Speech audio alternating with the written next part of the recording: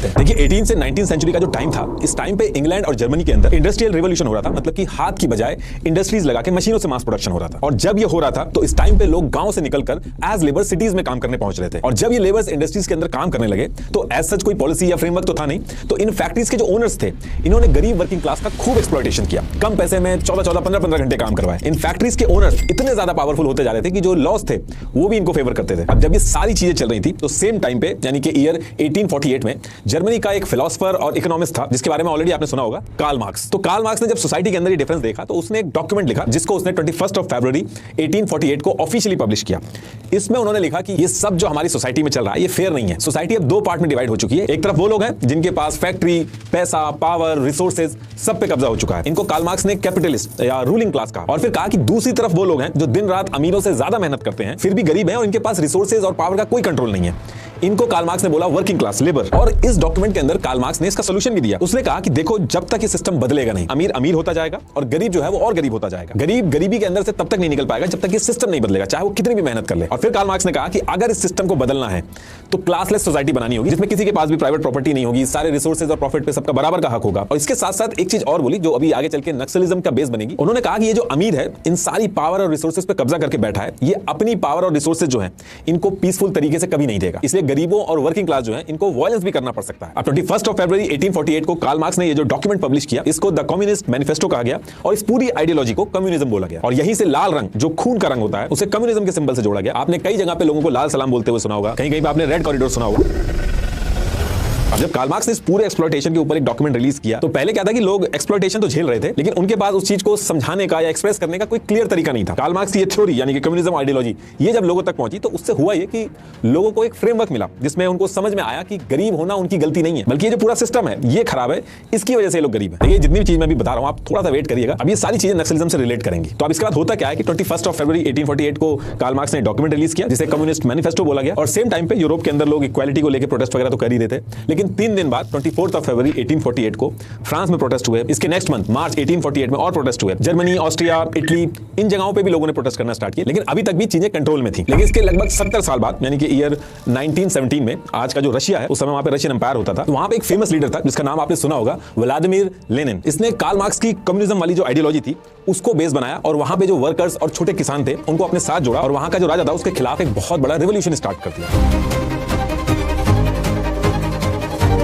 और ये रिवॉल्यूशन इतना बड़ा हो गया कि राजा को इनके आगे झुकना पड़ा और पहली बार दुनिया के अंदर कार्ल मार्क्स की थ्योरी को ग्राउंड पे इंप्लीमेंट करके व्लादिमीर लेनिन ने रशियन एम्पायर में एक कम्युनिस्ट गवर्नमेंट बना दी। और फिर आगे चल के ईयर 1922 में यूएसएसआर यानी कि सोवियत यूनियन बना। अब जब यूएसएसआर में इतना बड़ा इवेंट हुआ, सबने मिलकर राजा को हटा दिया, तो वहीं इंडिया में बैठे जो ब्रिटिशर्स थे इस पूरे ये जो कम्युनिज्म का कॉन्सेप्ट था इसको लेकर कॉन्शियस हो गए। उनको लगने लगा जैसे यूएसएसआर में गरीब और किसानों ने इकट्ठा होकर राजा को पावर से हटा दिया, कहीं इंडिया में भी ये सारी चीजें ना शुरू हो जाए, क्योंकि इंडिया के अंदर गरीब और किसानों का जो नंबर था वो और ज्यादा था। तो अब यहाँ से ब्रिटिशर्स कोशिश करते हैं कि इंडिया के अंदर ये जो छोटी छोटी कम्युनिस्ट एक्टिविटीज हो रही है इनको कैसे भी करके रोका जाए। ब्रिटिशर्स काफी स्टेप लेते हैं इस चीज को लेकर, लेकिन उसके बाद भी अगले जो 2 साल थे उसमें कार्ल मार्क्स की ये जो कम्युनिस्ट आइडियोलॉजी थी उसके फॉलोअर्स इंडिया में धीरे धीरे करके बढ़ने लगे। और फिर इसके बाद डेट आती है 17 अक्टूबर 1920 और इस दिन क्या होता है कि इंडिया के अंदर एक थिंकर था एमएन रॉय। ये कार्ल मार्क्स की लिटरेचर वगैरह बहुत ज्यादा पढ़ता था। यूएसएसआर में जो कम्युनिस्ट पार्टी बनी थी उसके जो रिप्रेजेंटेटिव थे उनसे भी कांटेक्ट में आया था।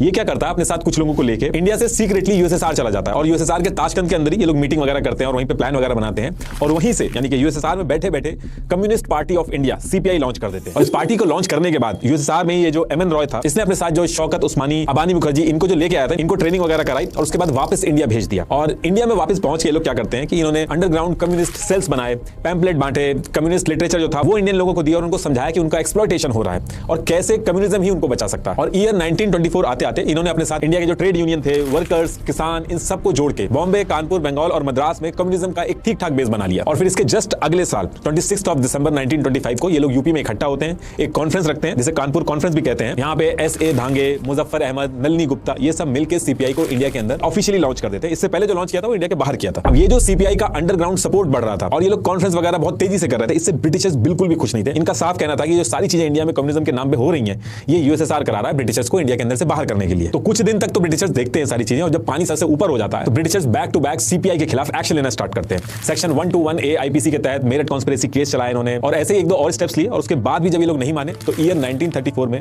ब्रिटिशर्स ने सीपीआई पार्टी और इनके मेंबर्स के ऊपर क्रिमिनल लॉ अमेंडमेंट एक्ट के तहत अंदर क्रिमिनल कॉन्स्पिरेसी और यूएसएसआर के साथ मिलकर एंटी गवर्नमेंट एक्टिविटी चलाने के चलते सीपीआई को ऑफिशियली बैन कर दिया इंडिया में और सीपीआई की मेंबरशिप तक लेना इलीगल कर दिया। अब जब ये बैन पड़ता है सीपीआई के ऊपर तो सीपीआई के जो मेंबर थे, जो बचे हुए थे, इन्होंने सीक्रेटली अपनी बातों को लोगों तक पहुंचाना स्टार्ट किया और ये लोग ट्राई करते थे कि जब भी कहीं कोई फार्मर्स या लेबर्स का कहीं एक्सप्लॉयटेशन के अगेंस्ट में प्रोटेस्ट वगैरह हो तो उस प्रोटेस्ट में जाके सीपीआई के लोग जुड़ जाते थे और वहां से जाके अपना ये काम करते थे। अब सेम टाइम पे क्या था कि इंडिया के अंदर जमींदार सिस्टम चल रहा था। ब्रिटिशर्स ने क्या किया था कि जमींदारों को लैंड की फुल ओनरशिप दे दी थी और जमींदार क्या करते थे, उस लैंड को गरीब किसानों को लीज पे काम करने के लिए देते थे और जो फसल प्रोड्यूस होती थी उसमें से 50% जमींदार ले जाते थे और उस 50% का 90% ब्रिटिशर्स ले लेते थे। गरीब किसान जो एक्चुअल में पूरा काम कर रहा था उसके पास कुछ भी नहीं बचता था और किसान इस चीज से एकदम फ्रस्ट्रेट हो चुके थे कि सारी की सारी मेहनत हम कर रहे हैं, लागत भी हमारी है, असली मुनाफा जो है वो जमींदारों और अंग्रेजों का हो रहा है। और ये जो जमींदारी सिस्टम वाली जो पूरी सिचुएशन थी इंडिया के अंदर जिसमें किसानों का एक्सप्लॉयटेशन हो रहा था, ये सिचुएशन कम्युनिस्ट आइडियोलॉजी यानी कि इंडिया के अंदर सीपीआई की जो लीडरशिप थी उनके लिए एक बड़ा रिवोल्ट करके कम्युनिज्म को इंडिया में लाने के लिए एकदम सूट कर रही थी। तो सीपीआई के लोग क्या करते हैं, किसानों के साथ मिलकर इस जमींदारी सिस्टम के अगेंस्ट में आवाज उठाने लगते हैं। लेकिन असली गेम शुरू होता है ईयर 1946 में। होता क्या है कि प्रिंसली स्टेट हैदराबाद के अंदर जो तेलंगाना रीजन था, वहां के जो गरीब किसान थे हैदराबाद के निजाम से परेशान होकर बगावत करना स्टार्ट कर देते हैं कि हम खेती कर रहे हैं लेकिन हमें उसका फायदा नहीं हो रहा है। और इसी टाइम पे सीपीआई के जो लीडर वगैरह थे वो भी इन किसानों को सपोर्ट कर देते हैं। कई सारे प्रोटेस्ट होते हैं बैक टू बैक, लेकिन हैदराबाद का जो निजाम था वो बिल्कुल मानता नहीं है। अब जब निजाम मानता नहीं है तो सीपीआई के लीडर और उस एरिया के जो किसान थे, करीब 5000 से ज्यादा लोग थे, ये एक साथ इकट्ठा होकर एक आर्मी बना लेते हैं और आर्मी बनाने के बाद जितने भी उस एरिया में जमींदार थे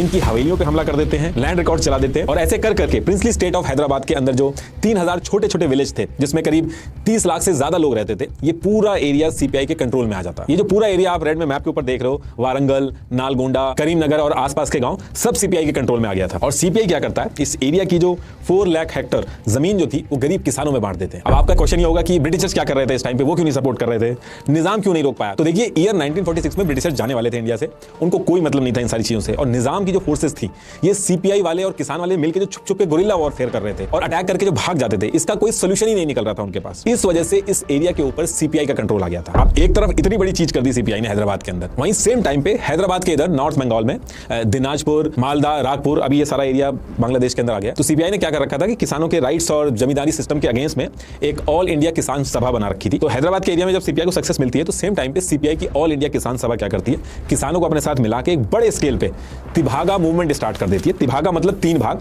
3 पार्ट। इसमें इन्होंने डिमांड की कि ये जो फसल प्रोड्यूस हो रही है इसके 3 भाग करो, यानी कि 3 पार्ट करो, 1 पार्ट जमींदार को दो और 2 पार्ट जो असली मेहनत कर रहा है गरीब किसान उसको मिलना चाहिए। तो इसको इन्होंने तिभागा मूवमेंट बना के रिवोल्ट स्टार्ट कर दिया। अब ये जो तिभागा मूवमेंट था इसको बहुत ज्यादा सक्सेस मिलने लगती है, लोग जुड़ने लगते हैं इससे।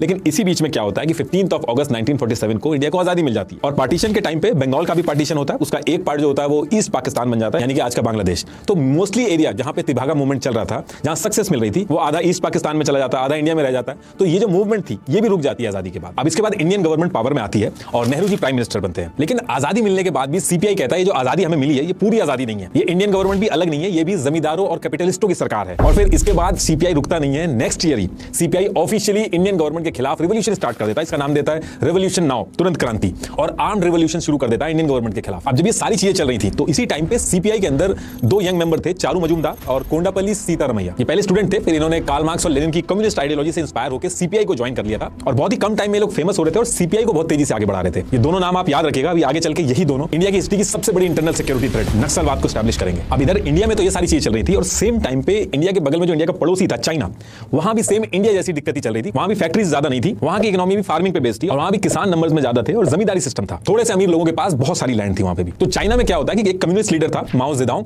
उसने अपने साथ सारे गरीब किसान इकट्ठे किए और उनकी एक गोरिल्ला स्टाइल आर्मी बनाई। पहले ये लोग विलेज के अंदर गए, वहां हमला किया, वहां पे कब्जा किया, फिर सिटीज पे कब्जा किया और 1 अक्टूबर 1949 को माओ जेडोंग ने चाइना में कम्युनिस्ट गवर्नमेंट बना दी। Mao Zedong stood atop Tiananmen Gate in Peking and declared the birth of the People's Republic of China, marking a profound shift in the nation's history.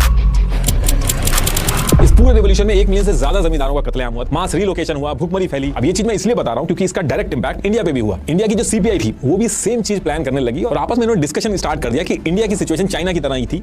Mao Zedong ने तो China में जो किया same चीज हम India में क्यों नहीं कर पा रहे हैं। तो ये डिसाइड करते हैं कि हमें भी किसानों की गुरिल्ला आर्मी बनानी होगी, पहले रूरल एरिया को टारगेट करना होगा और फिर उसके बाद सिटीज को कब्जे में ले लेंगे। अब चाइना में जो हुआ वहां से सिर्फ सीपीआई हरकत में नहीं आई, इंडियन गवर्नमेंट भी हरकत में आई। उन्होंने तुरंत ये चीज अनाउंस कर दी कि हम किसानों के लिए लैंड रिफॉर्म्स लाएंगे, जमींदारी सिस्टम खत्म करेंगे, जिनके पास जरूरत से ज्यादा जमीन है उनसे जमीन लेकर गरीब किसानों में डिस्ट्रीब्यूट करेंगे। और ये अनाउंसमेंट करने के तुरंत बाद एग्रेरियन रिफॉर्म कमेटी बनाई गई, जिसको टास्क दिया गया कि जल्दी से जल्दी इसके ऊपर रिपोर्ट सबमिट करो। और बिना टाइम वेस्ट किए 9 जुलाई 1949 को as per plan agrarian reform committee ने अपनी रिपोर्ट सबमिट करी। अब इसमें इन्होंने बहुत सारी चीजें सजेस्ट करी, जैसे जमींदारी सिस्टम को ऑफिशियली खत्म करने को कहा गया। इसमें यह भी बोला गया कि जो खेती करेगा उसी की जमीन हो, एक आदमी कितनी लैंड रख सकता है, इन सारी चीजों के ऊपर सजेशन दिए। लेकिन जैसे रिपोर्ट सबमिट हुई, इंडिया के अंदर जो पावरफुल लोग थे, जमींदार थे, उनका गवर्नमेंट के ऊपर बहुत प्रेशर आने लगा और ये चीज इंप्लीमेंट नहीं हो पाई। और इस चीज की वजह से बहुत बड़ी दिक्कत शुरू हो जाती है। आगे कुछ टाइम तक तो कुछ नहीं होता है, लेकिन ईयर 1951 में इंडिया के अंदर जनरल इलेक्शंस होने थे और सीपीआई कहती है कि इस इलेक्शन में हम भी खड़े होंगे, डेमोक्रेटिक तरीके से हम लोग पावर में आएंगे। अब ये चीज सीपीआई जो हथियार उठाने की बात करती थी उससे थोड़ी हट के थी, तो सीपीआई के अंदर भी कई सारे ऐसे लीडर थे, चारू मजूमदार जैसे,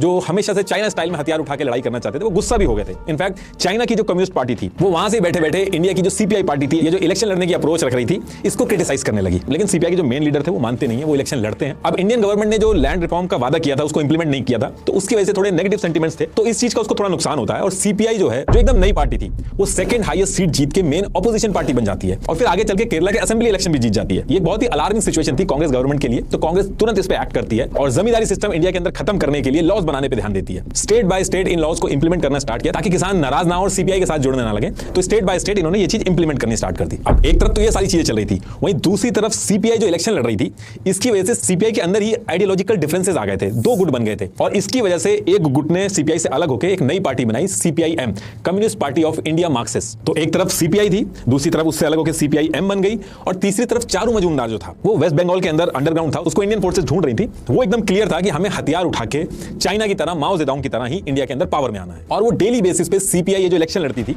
इसको क्रिटिसाइज करता था। वो साफ कहता था कि इंडियन सिस्टम के अंदर रह के कभी असली क्रांति नहीं आएगी, पावर बंदूक के दम पे मिलती है। चारू मजूमदार को 100% जो चाइना के अंदर माओइस्ट स्टाइल में आर्म्ड रेवोल्यूशन हुआ था, वही सेम चीज इंडिया में वो चाहता था। अब इसके बाद चारू मजूमदार क्या करता है, वो अंडरग्राउंड तो ऑलरेडी था ही था, वो डॉक्यूमेंट लिखना स्टार्ट करता है। 28 जनवरी 1965 से अगले 2 साल तक वो 8 डॉक्यूमेंट लिखता है। जब भी आप नक्सल के बारे में कहीं डिस्कशन करोगे तो इन 8 डॉक्यूमेंट की बात जरूर होती है। इसको कुछ लोग हिस्टोरिक 8 डॉक्यूमेंट भी बोलते हैं, कुछ लोग इंडिया का कम्युनिस्ट मैनिफेस्टो भी कहते हैं। काफी फेमस डॉक्यूमेंट है जब भी इंडिया के अंदर नक्सलवाद की बात होती है। इन डॉक्यूमेंट्स के अंदर चारू मजूमदार ने स्टेप बाय स्टेप पूरे प्रोसेस लिखे कि कैसे हथियार उठा के पावर में आया जाएगा। इंडिया के अंदर ये जो पूरा कम्युनिस्ट मूवमेंट है, ये फेल क्यों हो रहा है, इसके रीजन लिखे। सीपीआई ये जो इलेक्शन लड़ रही है, इसको क्रिटिसाइज किया और चाइना के अंदर जो माओइस्ट ने हथियार उठा के पावर में आए लोग, उसको जस्टिफाई किया। ऊपर ऊपर की बात नहीं करी, स्टेप बाय स्टेप गाइड किया कि कैसे शुरू में जो गरीब किसान है उनको छुरी, चाकू, डंडे और दाव जैसी जो देसी हथियार है उनका यूज करके जमींदारों, पुलिस, गवर्नमेंट ऑफिसर्स को मारना है, फिर गांव पे कब्जा करना है और फिर सिटीज की तरफ बढ़ना। हर एक चीज इस 8 डॉक्यूमेंट के अंदर चारू मजूमदार ने स्टेप बाय स्टेप लिख दी थी। और इन 8 डॉक्यूमेंट को पूरा लिखने के बाद चारू मजूमदार ने अपने अंडरग्राउंड नेटवर्क का यूज करके सीक्रेटली स्टूडेंट्स, किसान, ट्रेड यूनियन वर्कर्स, इन सब के पास पहुंचाने लगा।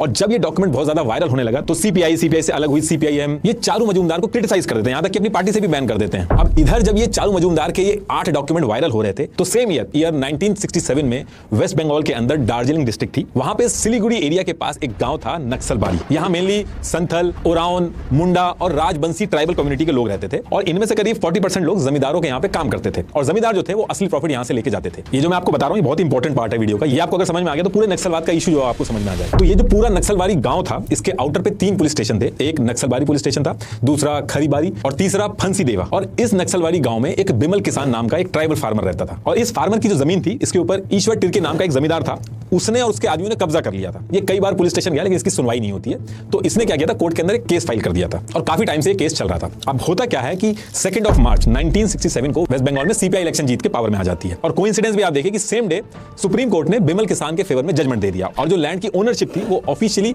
बिमल किसान जो था उसको मिल गई। अब केस जीतने के बाद बिमल किसान बहुत खुश, वो अपने खेत के अंदर खेती करने जाता है तो ईश्वर तिर्के और उसके जो लोग थे उसको पीट के वहां से भगा देते हैं। ये दोबारा से पुलिस स्टेशन पे जाता है लेकिन वहां पे भी इसकी कोई हेल्प नहीं होती है। अब इसी एरिया में सीपीआई का एक लोकल लीडर बहुत ही फेमस था, जंगाल संथल, और इसी एरिया के अंदर जो चारू मजूमदार जो अंडरग्राउंड थे, कानू सन्याल थे, वो भी इसी एरिया में एक्टिव थे। तो बिमल किसान इनके पास जाता है, अपनी सारी डिटेल्स बताता है और हेल्प मांगता है इनसे।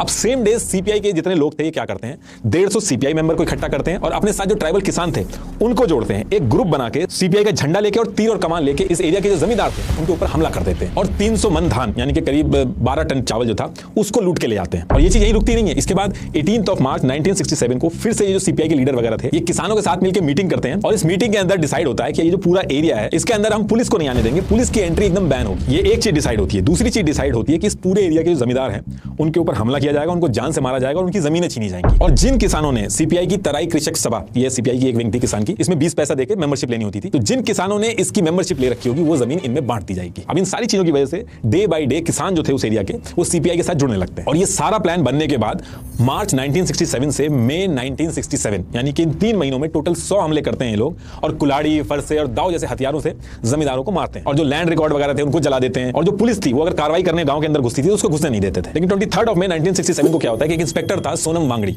ये नक्सलवाड़ी गांव में घुस जाता है। अब जब ये घुसता है तो जंगल संथाल और जो ट्राइबल ग्रुप थे वो तीर कमान यानी कि बो एंड एरो से इंस्पेक्टर सोनम वांगड़ी के ऊपर तीर चला देते हैं, 2 तीर लगते हैं और वही उनकी जान चली जाती है। अब जब ये इंसिडेंट होता है तो पुलिस डिपार्टमेंट में बहुत गुस्सा भर जाता है और फिर ये लोग प्लान बनाते हैं। 23 तारीख को इंस्पेक्टर सोनम वांगड़ी के ऊपर तीर चलाया गया था और फिर इसके नेक्स्ट डे 24 और 25 मई को पुलिस जो थी वो ग्रुप बना के गांव में दोबारा से घुसती है और जब ये दोबारा से घुसते हैं तो पुलिस के ऊपर फिर से हमला होता है, लेकिन इस बार पुलिस फायरिंग स्टार्ट कर देती है और 11 गांव वालों की फायरिंग में जान चली जाती है, जिसमें से 9 औरतें और 2 बच्चे थे। अब जब ये होता है तो ये पूरा मामला जो है आसपास के जो ट्राइबल एरिया थे वहां भी फैलने लगता है। फांसी देवा, खारीबारी, ये जो ट्राइबल एरिया थे ये भी पुलिस के ऊपर हमला स्टार्ट कर देते हैं। हो ये इंडिया के अंदर रहा था, लेकिन चाइना के अंदर भी बैक टू बैक आर्टिकल छपने लगते हैं। बात इतनी बढ़ जाती है कि इंडियन गवर्नमेंट हरकत में आती है और अगले 72 डेज के अंदर जो सीपीआईएम की स्टेट गवर्नमेंट इलेक्शन जीत के बनी थी उसके ऊपर प्रेशर बनाया जाता है। 1500 पुलिस वाले जो थे उनको डिप्लॉय किया जाता है और 10 अगस्त को करीब 700 लोग जिनके ऊपर शक था उनको गिरफ्तार कर लिया जाता है। और सेम टाइम पे जंगाल संथाल जो थे इनको भी पकड़ लिया जाता है, लेकिन चारू मजूमदार जो था वो भाग के अंडरग्राउंड हो जाता है। अब जैसे तैसे करके इस पूरे मूवमेंट पे कंट्रोल तो ले लिया गवर्नमेंट ने, लेकिन दिक्कत ये हुई कि ये चीज वेस्ट बंगाल के नक्सलबाड़ी एरिया से निकल के बाकी स्टेट जैसे बिहार, ओडिशा, आंध्र प्रदेश, जहां फार्मर्स और ट्राइबल्स की कंडीशन सही नहीं थी वहां भी पहुंच जाती है। और क्योंकि ये इंसिडेंट नक्सलबाड़ी में जो कि एग्जैक्टली माओ जेडोंग ने जो चाइना में किया था उसकी कॉपी थी, तो नक्सलबाड़ी गांव से इसकी जो शुरुआत हुई थी तो इस तरीके की जो एक्टिविटी होती थी उसको नक्सलवाद बोला गया। और क्योंकि नक्सलबाड़ी गांव से स्टार्ट हुआ था तो इस तरीके की चीजें जहां भी होती थी उसको नक्सलवादी बोला गया। इनफैक्ट वेस्ट बंगाल से निकल के जब बाकी स्टेट में भी गई तो इंडिया के अंदर इसका नाम नक्सलवादी पड़ गया और जो लोग ये करते थे उनको नक्सलवादी बोला जाने लगा। और भी नाम दिए गए इनको, कुछ लोग माओवादी भी कहते हैं चाइना से रिलेट करके। इस पूरे इंसिडेंट ने इतना ज्यादा chaos क्रिएट कर दिया था उस एरिया के अंदर कि इंडियन गवर्नमेंट इसको जड़ से खत्म करना चाहती थी। इंडियन गवर्नमेंट ने इसके कुछ महीने बाद ही 28 नवंबर 1967 को वेस्ट बंगाल में प्रेसिडेंट रूल लगा के अगले 1 साल तक नक्सलवाद से जिसका लिंक निकला उसको पकड़ के जेल में डालना चालू किया। लेकिन मेन जिनको इंडियन फोर्सेस ढूंढ रही थी, कानू सान्याल और चारू मजूमदार, ये पकड़ में नहीं आ रहे थे, ये अंडरग्राउंड थे। अब इसके बाद दिसंबर 1968 में कानू सान्याल अपने साथ कुछ लोगों को लेकर सीक्रेटली नेपाल का रूट लेके चाइना चला जाता है और वहां पे पॉलिटिकल और मिलिट्री ट्रेनिंग लेता है। चाइना पहुंच के चाइना की रेड बुक, माओस ट्रेनिंग नोट्स की टैक्टिक्स सीखता है, पूरा गेम समझता है कि कैसे माओ जेडोंग की जो स्ट्रेटेजी थी चाइना में उसको यूज करके इंडिया में सेम चीज रिपीट करी जाए। तो इस ट्रिप के बारे में आपको इंडियन गवर्नमेंट के रिकॉर्ड में नहीं मिलेगा, लेकिन चाइनीज सोर्सेज से इस ट्रिप के इनडायरेक्ट कनेक्शन मिले। एक स्पीच में भी कानू सान्याल ने इनडायरेक्टली इसके बारे में बताया था। अब इसके बाद कानू सान्याल जो था वो मिड जनवरी 1969 में वापस इंडिया के बॉर्डर में घुसता है और फिर चारू मजूमदार से जाके मिलता है। और कानू सान्याल जो माउस पॉलिटिकल और मिलिट्री थ्योरी चाइना से सीख के आया था उससे चारू मजूमदार का जो आर्म्ड स्ट्रगल था उसमें जाके उसको ऐड कर देता है। एक प्रॉपर प्लान इन्होंने स्ट्रेटेजाइज किया कि एक नेशनल लेवल की पार्टी बनानी होगी जो इलेक्शन वगैरह का चक्कर छोड़ के सिर्फ हथियार उठा के लड़ेगी। और फिर 22 अप्रैल 1969 को जिस दिन व्लादिमीर लेनिन की 100 बर्थ एनिवर्सरी थी उस दिन उन्होंने क्या किया कि इससे पहले एक temporary planning group all India coordination committee of communist revolutionaries AICCCR बनाया था। इसका नाम चेंज करके अल्ट्रा रेडिकल पार्टी बनाई जिसका नाम रखा इन्होंने communist party of India Marxist Leninist, CPIML बोला गया। CPIML जहां पे आ जाए इसका मतलब वो इलेक्शन का बॉयकॉट कर रहे हैं, वो सिर्फ गवर्नमेंट के खिलाफ हथियार उठा के लड़ाई लड़ना चाहते हैं। इनके स्लोगन भी ऐसे थे, China's path is our path, China's chairman is our chairman. इसके साथ साथ इन्होंने नारे भी दिए कि जिनके हाथों में क्लास एनिमी का ब्लड नहीं लगा वो कम्युनिस्ट कहलाने के लायक नहीं है। तो यही सारी चीजें प्लान करके इसके एम वगैरह रखे गए और 17,000 से ज्यादा लोगों ने इस CPIML पार्टी को ज्वाइन कर लिया। और बहुत ही कम टाइम के अंदर CPIML आंध्र प्रदेश, वेस्ट बंगाल और बिहार में जो पूरा नक्सलवाद था इसका एपी सेंटर बन गया। ये एक तरफ अपनी आर्म्ड स्ट्रगल जो थी वो कंटिन्यू रखते थे और इसके साथ साथ इंडिया गवर्नमेंट के अगेंस्ट में कहीं भी अगर प्रोटेस्ट वगैरह होते थे तो CPIML वाले पहुंच जाते थे। और जब ये सारी चीजें चल रही थी तो इसी बीच में क्या होता है कि इंडियन फोर्सेस को इंटेल मिलता है कि कानू सान्याल गोदावरी डिस्ट्रिक्ट आंध्र प्रदेश के जंगल में छुप के पूरे एरिया के अंदर नक्सलवाद का कोऑर्डिनेशन कर रहा है। तो ये इंटेल मिलते ही आंध्र प्रदेश पुलिस और सेंट्रल इंटेलिजेंस तुरंत पहुंच के 1 अगस्त 1970 को कानू सान्याल को अरेस्ट कर लेती है। ये बहुत बड़ा झटका था CPIML के लिए, लेकिन चारू मजूमदार अभी भी अंडरग्राउंड था और नक्सलवाद फैला रहा था। अब यहां पे भी इंडियन फोर्सेस रुकती नहीं है। जुलाई 1971 से अगस्त 1971 तक ऑपरेशन स्टिपल चेज चलाया जाता है जिसमें बल्क में करीब 20,000 नक्सलियों को पकड़ के जेल में डाला जाता है। और जो इतने लोग जेल में डाले गए इन्हीं में से एक आदमी था जो इंटेरोगेशन के टाइम पे चारू मजूमदार, जिसके ऊपर 10,000 का इनाम रखा गया था, जो पूरे नक्सल मूवमेंट को हेड कर रहा था, उसका एग्जैक्ट एड्रेस बता देते हैं कि चारू मजूमदार कोलकाता के एंटली एरिया के 113 बेलिया घाटा रोड पर छुपा है और बिना टाइम वेस्ट किए 16 जुलाई 1972 को 1 बजे पुलिस ने इस एड्रेस पे रेड की और चारू मजूमदार को घेर के पकड़ लिया और पकड़ने के बाद इंटरोगेशन स्टार्ट होता है और फिर 13 दिन बाद 28 जुलाई 1972 को कोलकाता पुलिस हेडक्वार्टर के लाल बाजार सेंट्रल लॉकअप में चारू मजूमदार की डेथ हो जाती है। ऑफिशियली ये बताया गया कि चारू मजूमदार को पहले से ही टीबी था और कार्डियक अरेस्ट आने की वजह से जान गई, लेकिन नक्सल्स ये बात मानते नहीं है। नक्सल्स का कहना था कि पुलिस ने इतना मारा कि जान चली गई और कानू सान्याल जो जेल में बनता वो भी कुछ टाइम बाद वो भी इतना डिप्रेस हो जाता है कि वो भी फांसी लगा के अपनी जान ले लेता है। अब चारू मजूमदार के जाने से पूरा ये जो नक्सलिज्म का मूवमेंट चल रहा था ये एकदम वीक पड़ जाता है और फिर ईयर 1973 से 1974 तक का ये जो टाइम था इसमें मिलिट्री और सीआरपीएफ ने ऑपरेशन थंडर वगैरह स्टार्ट किया, जिससे नक्सल्स के ऊपर बहुत बड़ा क्रैकडाउन हुआ। और सेम टाइम पे जो ट्राइबल किसान थे उनके लिए भी कई सारी चीजें की गई, जैसे 5 ईयर प्लान वगैरह लॉन्च किए गए ताकि ट्राइबल किसानों का जो सपोर्ट था नक्सलिज्म से वो भी कम हो और एक्चुअल में हुआ भी। और सेम टाइम पे जो ईयर 1975 में इमरजेंसी चल रही थी उस टाइम पे इंदिरा गांधी जी ने MISA maintenance of internal security act ये लगा के बिहार, आंध्र प्रदेश, वेस्ट बंगाल से जो बचे हुए नक्सलवादी थे उनको उठा के जेल में डाल दिया और जितने भी नक्सल ग्रुप थे उन पे बैन लगा दिया गया। और इन सारी चीजों का इंपैक्ट ये हुआ कि नक्सलवाद इंडिया के अंदर वीक पड़ गया और जो बचे कुछ नक्सलवादी थे वो अंडरग्राउंड हो गए। तो अब यहां तक तो सारी चीजें ठीक चल रही थी, लेकिन इसके 2 साल बाद डेट आती है 21 मार्च 1977। इस दिन इमरजेंसी हटती है और इसके 3 दिन बाद 24 मार्च 1977 को जनता पार्टी जो थी वो इलेक्शन जीत जाती है और मोरारजी देसाई जी जो थे वो देश के PM बनते हैं। अब मोरारजी देसाई जी ने पहले से ही वादा किया था कि जब वो पावर में आएंगे तो ये जो इमरजेंसी वगैरह में जो सिविल लिबर्टीज वगैरह इसको रिस्टोर करेंगे और इमरजेंसी के टाइम पे जिनको MISA के अंडर पॉलिटिकल प्रिजनर बना रखा था उनको जेल से निकाल देंगे। तो इस चीज पर उन्होंने काम करना स्टार्ट किया और जब ये सारी चीजें चल रही थी तो नक्सलवादियों ने भी क्या किया, उन्होंने जेल से मोरारजी देसाई जी को लेटर लिखना स्टार्ट किया जिसमें उन्होंने ये कहा कि अब हम हथियार नहीं उठाएंगे, हमें भी डेमोक्रेटिक प्रोसेस का पार्ट बना लीजिए और जेल से बाहर कर दीजिए। और ये चीज PM मोरारजी देसाई एक्सेप्ट कर लेते हैं और 3 मई 1977 को सारे स्टेट में जो नक्सल बंद थे उनसे रिटर्न अंडरटेकिंग ली गई कि आप आर्म स्ट्रगल वगैरह दोबारा से स्टार्ट नहीं करोगे और उन्होंने वादा भी किया कि वो एकदम पीसफुल तरीके से जो डेमोक्रेटिक प्रोसेस है उससे जाके जुड़ जाएंगे। अब जब स्टेट बाय स्टेट सारे जो नक्सल थे उनको जब जेल से बाहर किया गया तो इसी टाइम पे एक बंदा और बाहर निकलता है जेल से, जिसके बारे में मैंने पहले भी बताया था, कोंडापल्ली सीतारमैया। अब कुछ नक्सल जो थे वो जेल से निकलने के बाद एक्चुअल उन्होंने पॉलिटिक्स ज्वाइन करी, लेकिन कोंडापल्ली और उसके जो साथी थे वो एक्चुअल में वो जेल से जो निकल रहे थे वो एक स्ट्रेटेजी थी उनकी ताकि दोबारा से रीग्रुप कर सके। एक्चुअल में वो डेमोक्रेटिक प्रोसेस का पार्ट नहीं बनना चाहते थे और कोंडापल्ली और इसके साथ के जो लोग थे ये अंडरग्राउंड हो जाते हैं और अंडरग्राउंड होकर नक्सल ग्रुप जितने भी थे उनको एक्टिवेट करते हैं और रीग्रुपिंग स्टार्ट करते हैं। और अगले 3 साल तक जितने भी छोटे छोटे नक्सल ग्रुप थे जैसे कि Maoist communist centre MCC, party unity, ऐसे करके 30 से 40 नक्सल ग्रुप जो थे उनको रीयूनाइट किया कोंडापल्ली ने और दिन रात मेहनत करके 30,000 लोगों को जोड़ लिया। ईयर 1980 आते आते कोंडापल्ली बहुत स्ट्रांग हो गया था, उसने अपना बेस बना लिया था और इसी ईयर में उसने नेशनल लेवल का एक नक्सल ग्रुप जिसका नाम उसने पीपल्स वॉर ग्रुप PWG रखा, ये खड़ा कर दिया। तो कुल मिला के जितनी भी मेहनत हुई थी नक्सल को खत्म करने के लिए इंडिया के अंदर वो घूम फिर के दोबारा से 0 पे आ गई थी। नक्सल इंडिया के अंदर दोबारा से उसी लेवल पे आके खड़ा हो गया था जो वो पहले था। अब देखिए इससे पहले क्या था कि जो नक्सल वगैरह थे वो गांव वगैरह में ऑपरेट कर रहे थे, लेकिन इमरजेंसी लगी, उन पे क्रैकडाउन हो रहे थे तो उनको पकड़ना बहुत आसान था। तो इस बार जब कोंडापल्ली ने PWG बनाया तो उसने एक स्ट्रेटेजी में चेंज लेके आया। वो इस बार वो गांव से और जो डेंस फॉरेस्ट होते थे उनके अंदर जाके अपने बेस बनाने की तैयारी करी। तो ये किस तरीके के डेंस फॉरेस्ट के अंदर गए वो भी मैं आपको थोड़ा समझा देता हूं। देखिए इस पर्टिकुलर टाइम पे इंडिया का जो टोटल जियोग्राफिकल एरिया था उसका 12% एरिया यानी कि करीब 40 मिलियन हेक्टेयर एरिया ये एकदम डेंस फॉरेस्ट था जो मेनली इन स्टेट्स में था और इन एरियाज में 5% ट्राइबल पॉपुलेशन रहती थी। और ये जो ट्राइब्स थी इनके लिए इनका जंगल, इनकी जमीन, इनका पानी ये सबसे इंपॉर्टेंट चीज थी, यही इनकी पहचान थी और यही इनका कल्चर था।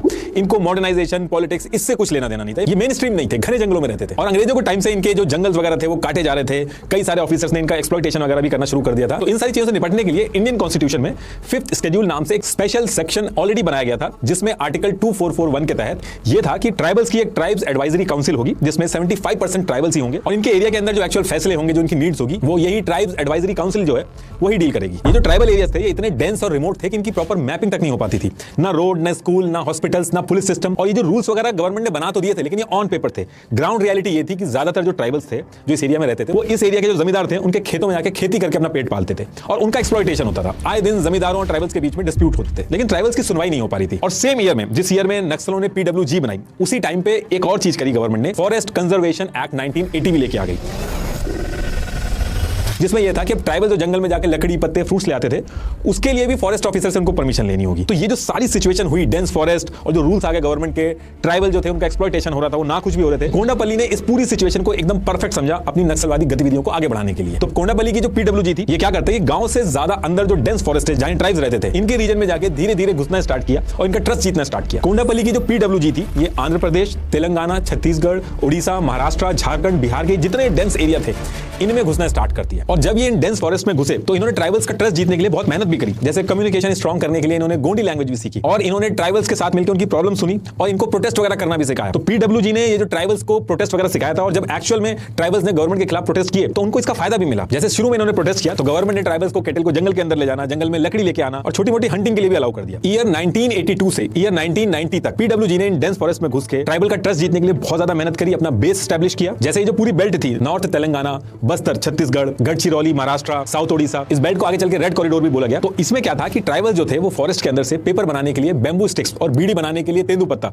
इकट्ठा करके ठेकेदारों को कम पैसे में देते थे। 120 बंबू स्टिक का 1 रुपए और तेंदुपत्ता के 100 बंडल के लिए 4 रुपए मिलते थे। तो पीडब्ल्यूजी ने क्या किया, ट्राइबल्स का एक आदिवासी किसान मजदूर संगठन AKMS और इन्हीं ट्राइबल्स के साथ घुल मिलकर प्रोटेस्ट करवाए और ये सब करने के बाद ट्राइबल्स का फायदा भी हुआ। तेंदुपत्ता जो 4 रुपए का था उसकी जगह 25 रुपए उसके दाम हो गए, जिससे इन डेंस फॉरेस्ट के अंदर जो ट्राइबल्स थे वो बहुत ज्यादा खुश हो रहे थे। और साथ में उस टाइम पे एक और चीज थी कि जो फॉरेस्ट ऑफिसर्स थे ये रिश्वत वगैरह भी लेते थे और कई केस ऐसे भी आते थे कि जो ट्राइबल्स फीमेल थी उनके साथ भी छेड़खानी करते थे। तो नक्सल्स ने क्या किया, ट्राइबल्स को अपने साथ लेके इन फॉरेस्ट ऑफिसर्स पे हमला कर दिया। एक रेवेन्यू ऑफिसर था जिसने ट्राइबल लड़की के साथ छेड़खानी की थी, उसको पेड़ से बांध दिया और जितनी ट्राइबल फीमेल्स थी उनसे उसके मुंह पे स्पिट करवाया। ये इंसिडेंट बहुत फेमस हुआ ट्राइबल्स के बीच में और ट्राइबल जो थे वो नक्सल्स का एक्चुअल में सपोर्ट करने लगे। और जब ईयर 1990 तक नक्सल्स ने अपना बेस बना लिया, ट्राइबल्स का ट्रस्ट जीत लिया, ट्राइबल्स गवर्नमेंट से ज्यादा नक्सल्स का सपोर्ट करने लगे, तो धीरे धीरे करके नक्सल्स ने अपने हाथ खोलने चालू किए। ये डेंस फॉरेस्ट इतने रिमोट थे कि गवर्नमेंट सिस्टम जैसे पुलिस, कोर्ट, स्कूल, हॉस्पिटल ये सब कुछ होता ही नहीं था। तो नक्सलवादियों ने क्या किया, इन्होंने अपनी पैरेलल गवर्नमेंट चला दी, अपने कोर्ट और लॉ सिस्टम बना दिए। लैंड या मैरिज का कोई डिस्प्यूट होता था तो जो ट्राइबल्स होते थे वो नक्सल्स के पास जाते थे। उस एरिया में कोई जॉब वगैरह थी नहीं तो जो यंग ट्राइबल्स थे उनको नक्सल अपने साथ जोड़ने लगे, उनको माओइस्ट लिटरेचर वगैरह पढ़ाने लगे और इस एरिया के जो कॉन्ट्रैक्टर्स और बिजनेसमैन थे उनसे नक्सल एक्सटॉर्शन मनी लेने लगे। और ये जो पूरी बेल्ट थी, ये जो पूरा एरिया था, इसको लोग कम्युनिज्म के लाल रंग से जोड़ के, ये जो आप स्क्रीन पे देख रहे हो, इसको रेड कॉरिडोर बोलने लगे। ईयर 1990 के बाद से यहाँ पे थोड़ी थोड़ी प्रॉब्लम स्टार्ट हो जाती है और ये जो रेड कॉरिडोर बना दिया था नक्सलियों ने, जहाँ पे अपनी पैरेलल गवर्नमेंट चला रहे थे, यहाँ पे गवर्नमेंट के लिए ऑपरेट करना बहुत मुश्किल हो गया था। और जैसे जैसे नक्सल्स का इस एरिया पे कंट्रोल बढ़ रहा था, धीरे धीरे करके ट्राइबल्स के लिए भी दिक्कतें स्टार्ट हुई। इस टाइम पे जितने भी फॉरेस्ट ऑफिसर, पुलिस, गांव, पटवारी, पंचायत प्रधान, स्कूल टीचर्स और यहाँ तक कि इन्हीं ट्राइबल्स में से जो नक्सल के अगेंस्ट जाते थे उनको नक्सल पुलिस इन्फॉर्मर बोल के गला रेत के मार देते थे। इस एरिया के अंदर ISP से जिसका भी ट्रांसफर होता था वो लेना ही नहीं चाहता था। यहाँ तक कि जो MP MLA थे वो भी अपनी फैमिली को नक्सल एरिया से हटा के कहीं और शिफ्ट कर देते थे। और धीरे धीरे करके जो ट्राइबल्स थे वो पुलिस और नक्सल्स के बीच में फंसने लगे। अगर पुलिस वाले नक्सल पे कोई रेड करने में सक्सेसफुल हो जाते थे तो नक्सल वहां के जो ट्राइबल्स थे उनके ऊपर शक करने लगते थे कि इन्होंने कहीं इन्फॉर्म ना कर दिया। वहीं नक्सल अगर पुलिस या फोर्सेस पे हमला कर देते थे, किसी पुलिस स्टेशन पे हमला कर देते थे, तो पुलिस जो थी वो ट्राइबल्स पे शक करके जेल में डाल देती थी कि इन्होंने नक्सल को पहले से इन्फॉर्म कर दिया होगा। तो नक्सल और पुलिस वालों के बीच में धीरे धीरे करके ट्राइबल्स भी फंसने लगे। इसके साथ साथ PWG के जो नक्सल्स थे वो इंडिया के बाहर जितने भी इंडिया के अगेंस्ट में ऑर्गेनाइजेशंस थी उनसे भी हाथ मिलाने लगते हैं। जैसे सेम ईयर में जो नक्सल्स थे वो श्रीलंका के लिट्टे से कॉन्टैक्ट करते हैं और श्रीलंका जाके वहां पे गुरिल्ला वॉर की ट्रेनिंग, IED बनाना, लैंड माइंस कैसे प्लांट करना, ये सारी चीजें सीखते हैं। लिट्टे ने PWG के नक्सल्स को 50 से 60 AK-47 भी दी थी और इसी टाइम पे आसाम के उल्फा ग्रुप से भी जाके कोऑर्डिनेशन करने लगते हैं। तो बेसिकली यहां से ट्रेनिंग वगैरह लेने के बाद ये लोग बहुत ही ऑर्गेनाइज्ड और एक आर्मी की तरह काम करने लगे थे। और जब ये लोग ट्रेनिंग वगैरह लेके एक्सपर्ट बन गए तो IED ब्लास्ट करके पुलिस ऑफिसर जो उस एरिया से निकलते थे उनके ऊपर यूज करने लगे। और गवर्नमेंट अगर कोई भी एक्शन लेती थी तो फॉरेस्ट इतने ज्यादा घने थे कि इनको पकड़ नहीं पाती थी।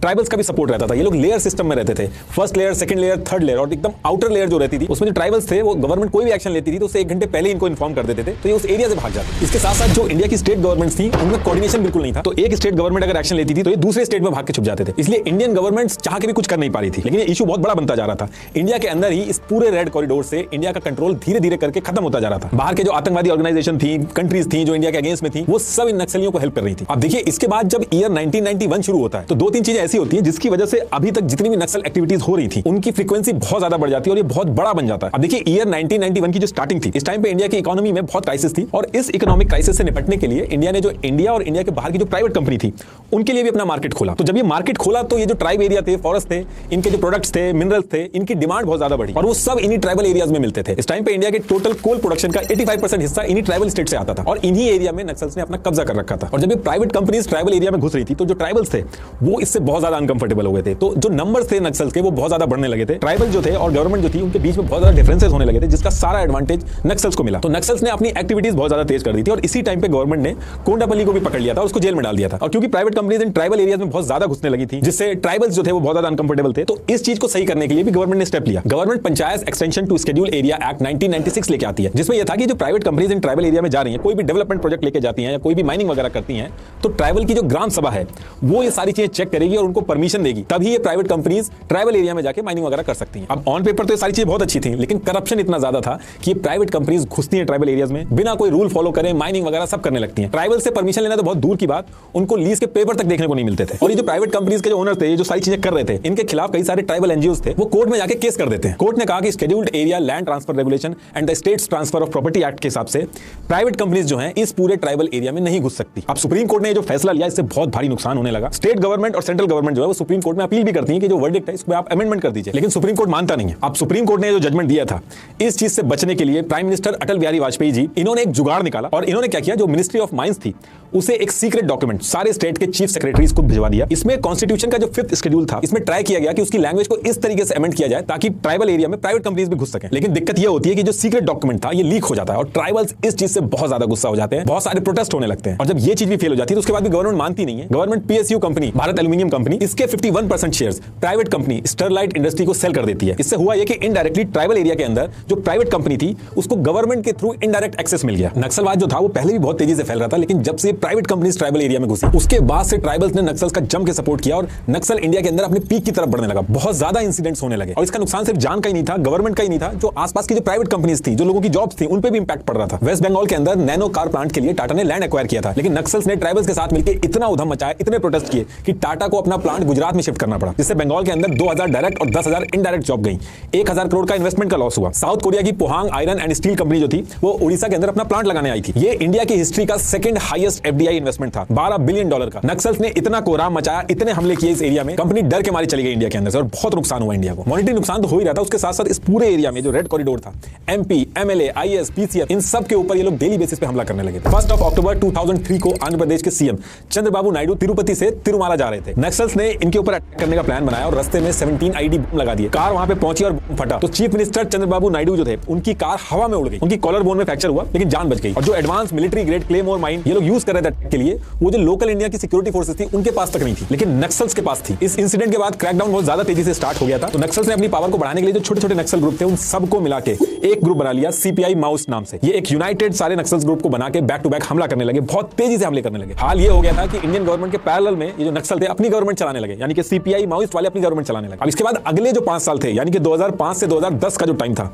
इस टाइम पे नक्सल अपने पीक पे पहुंच चुका था। इंडिया में जिसको ये रेड कॉरिडोर बोल रहे थे, 10 स्टेट के अंदर 180 से ज्यादा स्ट्रिक्ट्स पे नक्सल्स का कंट्रोल था। ये छोटा नंबर नहीं था। एज पर ACLED data 92,000 square kilometre area, यानी कि इंडिया की 40% लैंड पे नक्सल एक अलग फ्लैग और एक अलग गवर्नमेंट चला रहे थे। ये जो इस एरिया के अंदर ये जो अपनी गवर्नमेंट चला रहे थे, इसको जनता सरकार बोलते थे। और ये ऐसी गवर्नमेंट नहीं चला रहे थे, नक्सलवादियों ने प्रॉपर 8 अलग अलग डिपार्टमेंट बना दिए थे, आर्मी की यूनिट्स बना दी थी, फार्मर्स के लिए सीड्स और ग्रेन बैंक बना दिए थे। नक्सल ये जो पूरा रेड कॉरिडोर बोलते हैं, इसके अंदर इंटरेस्ट फ्री लोन दे रहे थे, मेडिकल यूनिट, मूवेबल स्कूल, सब कुछ चल रहा था और इंडियन गवर्नमेंट कुछ नहीं कर पा रही थी। इस पूरे एरिया में प्रॉपर इन्होंने एक्सटॉर्शन के रेट कार्ड बना रखे थे। Mining companies, road contractor, tendu contractor, shopkeepers, petrol pumps, इन सब के ओनर जो थे वो जितना भी प्रॉफिट बनाते थे उन सब के परसेंटेज पहले से ही फिक्स रहते थे, उनको नक्सल को देने होते थे। और जो इस एरिया के इंपॉर्टेंट लोग थे वो अपनी प्रोटेक्शन के लिए पैसा देते थे नक्सल को, वरना उनको जान से मार देते थे या उनकी फैमिली के लोगों को किडनैप कर लेते थे। इसके साथ साथ इस एरिया में इन्होंने चरस और अफीम का भी बिजनेस किया, काफी स्मगलिंग करी। अब 2010 तक तो ये पीक में रहे, लेकिन 2010 के बाद धीरे धीरे ये लोग वीक पड़ने लगे और उसका सबसे पहला रीजन था इनके इंटरनल कॉन्फ्लिक्ट। ये जितने नक्सल ग्रुप्स थे इनमें रीजनलिज्म यानी कि क्षेत्रवाद बहुत ज्यादा हो गया था, जिसकी वजह से एक अनसेट कम्युनिकेशन में इनके अंदर एक कॉन्फ्लिक्ट सा चल रहा था। हो ये रहा था कि मोस्टली नक्सल ग्रुप्स जो थे उनके जो टॉप लीडर्स बनते थे वो आंध्र प्रदेश से बनते थे और जो डेंजरस काम होते थे, एनकाउंटर और हथियार उठा के इंडियन फॉरेस्ट में इंडियन गवर्नमेंट के आगे खड़ा होना, ये सारे काम ये पिछड़ी जातियों को देते थे। दूसरा, नक्सल ग्रुप के जो टॉप लीडर थे ये नक्सल के पैसे से अपनी पर्सनल प्रॉपर्टीज बना रहे थे। लड़ाई गरीबों की कर रहे थे लेकिन खुद पैसा बना रहे थे। एक्चुअल में जो नक्सलवादी थे, ट्राइबल्स थे, इनको आगे लड़ने के लिए रख रहे थे, लेकिन जो टॉप लीडरशिप थी उनका नक्सल के पैसे को यूज करके अपनी प्राइवेट प्रॉपर्टी बनाने के इल्जाम लग रहे थे। जैसे नक्सल लीडर संदीप यादव ने अपने सन इन लॉ को पैसे राउट किए दिल्ली में और एक लग्जरी फ्लैट खरीदवाया, ये बात भी आउट हो गई। ऐसे ही एक नक्सल लीडर प्रद्युम्न शर्मा ने खुद इंडियन एजुकेशन का बॉयकॉट किया, लेकिन अपनी नीस का एडमिशन 22 लाख देके प्राइवेट मेडिकल कॉलेज में करवा दिया। वो इंसिडेंट भी सामने आ गया। और इन सब का जो मेन लीडर था पोंडापली, उसकी खुद की बेटी और दामाद एम्स में डॉक्टर थे। तो ये जो सारी चीजें चल रही थी, इसको लेके इंटरनल कॉन्फ्लिक्ट भी चली रहा था और जो ट्राइबल्स थे उनका सपोर्ट भी कम होने लगा था कि हमको आगे मरने के लिए छोड़ रहे हैं और खुद ये ऐश की जिंदगी जी रहे हैं। तो एक तरफ धीरे धीरे करके जो इंटरनल कॉन्फ्लिक्ट से ये बढ़ने लगे और दूसरी तरफ गवर्नमेंट जो थी उसने जो क्रैकडाउन करती थी पहले,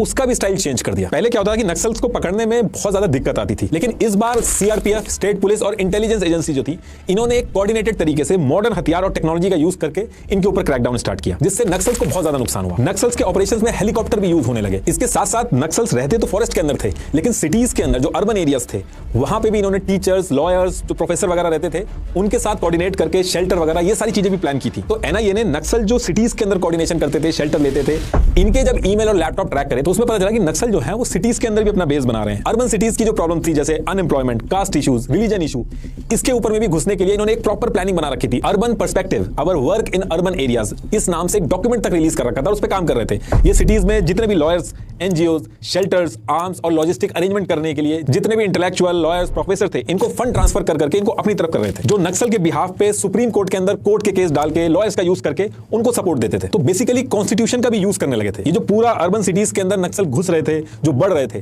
3 साल के अंदर 2013 में कांग्रेस ने कोर्ट के अंदर एक एफिडेविट फाइल किया, इसकी कॉपी मैंने डिस्क्रिप्शन में लगा दी है, जिसमें एक एक डिटेल कांग्रेस गवर्नमेंट ने समझाई है कि नक्सल किस तरीके से फॉरेस्ट से निकल के अर्बन सिटीज में नक्सलिज्म को फैलाना चाह रहे हैं। और यहीं से आगे चल के आपने कई बार नाम सुना होगा अर्बन नक्सल, तो वो यहीं से निकल के बनता है। और इसी टाइम से जो अर्बन नक्सल वर्ड है, ये बहुत ज्यादा फेमस होने लगा। जो प्रोफेसर, टीचर जो इनके साथ मिले हुए थे, उनको लोग टारगेट करने लगे कि अर्बन नक्सल का पार्ट है। और इसी पर्टिकुलर टाइम पे सबसे बड़ा नुकसान जो नक्सलवादियों का तब हुआ जब 74 फ्रंट ऑर्गेनाइजेशन जो नक्सल्स की थी, उनको बैन कर दिया गया। इससे इनका जो पूरा सपोर्ट सिस्टम था वो खत्म हो गया। ऊपर से 500 और 1000 के जो नोट थे वो भी बैन हो गए। तो ये जो एक्सटॉर्शन करते थे, जो पूरा रैकेट चलाते थे, ये कैश में डील करते थे, तो इनकी जो पेमेंट थी, उनका जो फाइनेंशियल सिस्टम था, वो भी कोलैप्स होने लगा। और धीरे धीरे करके गवर्नमेंट जो थी, उन्होंने सरेंडर पॉलिसी भी डाली, जिसमें बहुत सारे नक्सलियों ने सरेंडर करना स्टार्ट किया। और उस टाइम पे पता चला कि जो आदमी लोग लड़ते थे, जिनको आगे हथियार उठाने के लिए रखते थे, उनकी ये नसबंदी कर देते थे। इनफैक्ट फीमेल जो होती थी, उनको प्रेग्नेंट होना अलाउड नहीं था। इसके साथ साथ गवर्नमेंट ने ये जो ट्राइबल एरियाज थे, यहाँ पे डेवलपमेंट का काम चालू किया। रोड, इंफ्रास्ट्रक्चर, हर चीज बनाई गई। जो ट्राइबल यूथ था, उनको जॉब्स और एम्प्लॉयमेंट में यूज करके मेन स्ट्रीम किया गया। अब ये मल्टीपल फ्रंट पे जब गवर्नमेंट ने काम करना स्टार्ट किया, तो जो नक्सलवाद पहले 180 डिस्ट्रिक्ट में था, वो उससे घट के